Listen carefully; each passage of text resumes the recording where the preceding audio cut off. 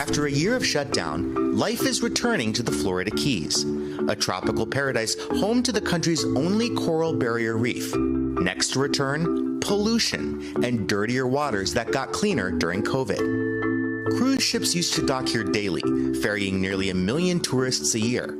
But all that stopped during the pandemic.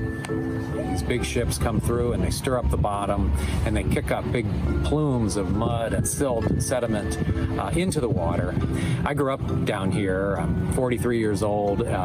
We were seeing clearer, more consistently clear waters than I've seen since I was a kid down here. Locals noticed it, and now science backs it up. Researchers at Florida International University have been monitoring water quality around the Keys for 25 years.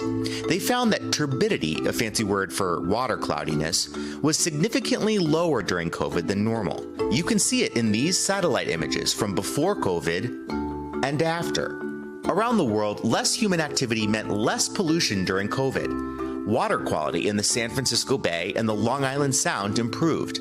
In Venice, aquatic life spotted in the famously dirty canals that hasn't been seen there in decades. Less nitrogen oxide in the air in New York, Chicago, and Los Angeles.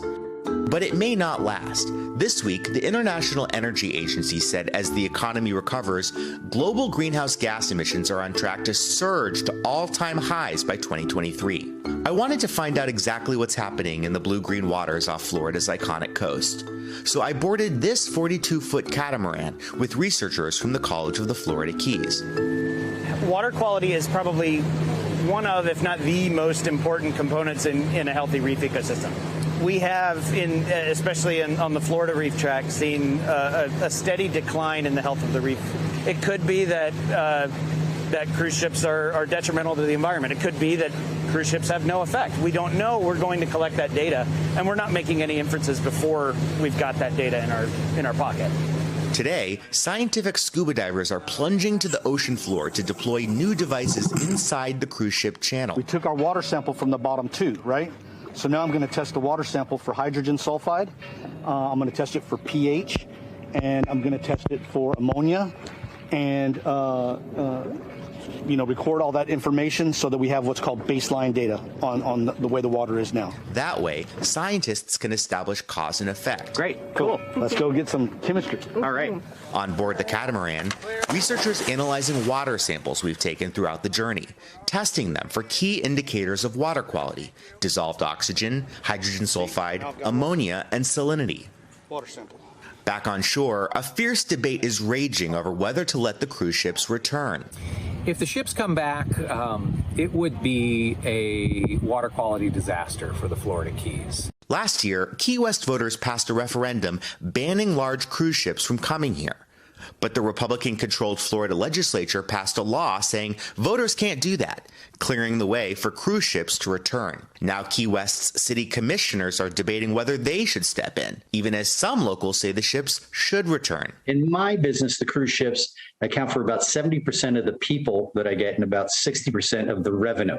For the last decade, Christopher Ellis and his wife have run Key Lime bike tours, hiring guides to show visitors the best of Key West's history and culture. But with cruise ship traffic all dried up, I actually laid off my entire staff. I said, you can work through November, but starting in December, I'm going to do all the tours myself because I can't afford this.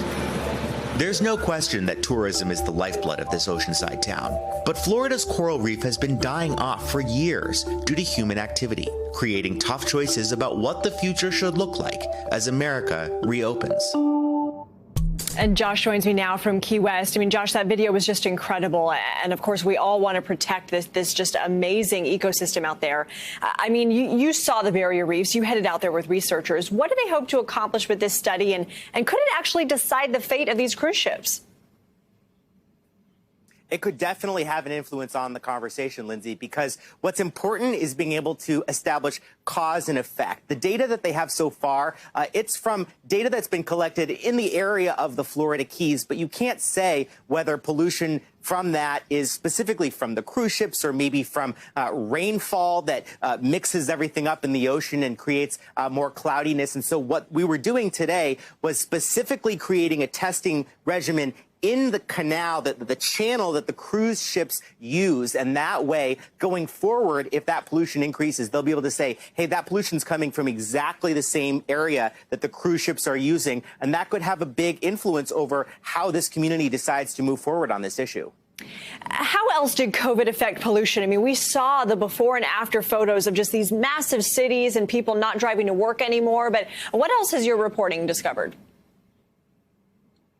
Yeah, that not driving to work. I mean, the tailpipe emissions from the millions of cars that were not on the road as much during COVID is huge. And that reduced pollution in the air. But one thing that's really interesting, Lindsay, it also affected pollution in the water. And specifically the Long Island Sound, they've found that the pollution that is in the air, it ends up settling into the water and getting into the waterways there. So by having less people driving their vehicles and trucks carrying supplies from one part of the country to another, they ended up seeing less pollution both in the air and in the water.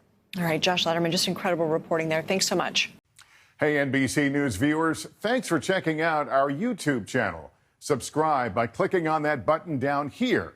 And click on any of the videos over here to watch the latest interviews, show highlights, and digital exclusives. Thanks for watching.